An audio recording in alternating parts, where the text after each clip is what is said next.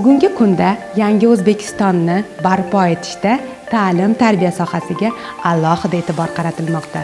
Davlatimiz rahbari Shavkat Miromonovich Mirziyoyev ta'kidlaganlaridek, yangi O'zbekistonning asosiy ustuni bilim, ta'lim va tarbiya bo'ladi. Men Babayeva Munisa Asliddin qizi 2021-yildan buyon 206 Davlat maktabgacha ta'lim tashkilotida tarbiyachi lavozimida samarali ish faoliyatimni yuritib kelmoqdaman. Kasbimni tanlar ekanman, yurtimiz kelajagi yosh avlodga zamonaviy, sifatli ta'lim-tarbiya berish, ularni hayotda yetuk inson bo'lishi, vatanga munosib farzand bo'lib ulg'ayishi yo'lida ilk poydevorni yaratishni o'zimga ustuvor maqsad qilib olganman.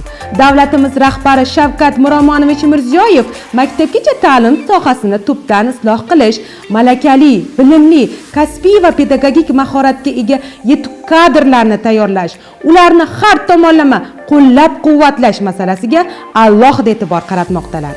Men ham ushbu islohotlarning faol ishtirokchisi sifatida yoshlik ishtiyoqim va mas'uliyat tuyg'usi bilan bu yo'nalishda sidqidildan xizmat qilishga tayyorman. Tarbiyachi fidoyilikni talab qiladigan sharafli kasb. Xalqimizda bolaning begonasi bo'lmaydi degan hikmat bor. Har kuni quyosh chiqishidan botgungacha yuragimga intilib kelayotgan bolajonlarimga mehrimni, taftimni berib, ularning qalbidan joy olishga harakat qilaman. Mening tarbiyaviy harakatlarim, so'zlarim, tabassumim ularning hayotidagi ilk asosdir.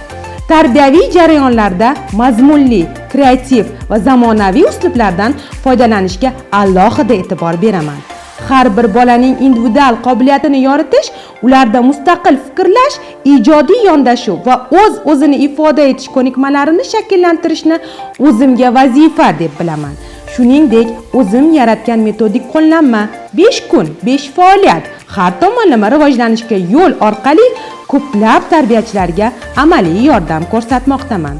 Ushbu qo'llanmada guruhni 5 kichik guruhga ajratgan holda haftaning har bir kunida tozalik, ekologiya, mehnat, ijodkorlik va sport yo'nalishlarida almashinuv asosida faoliyat olib borish taklif etilgan. Bu metod orqali bolalarni mustaqil harakat qilish, fikrlash, hamkorlik va tashabbuskorlik ko'nikmalari rivojlanadi. Eng asosiysi, har bir bolakayning qalbidan joy olib, millat ravnaqi yo'lida xizmat qilishdir. Chunki har bir men o'zbekman degan inson vatan taraqqiyotiga o'z hissasini qo'shishi lozim deb hisoblayman.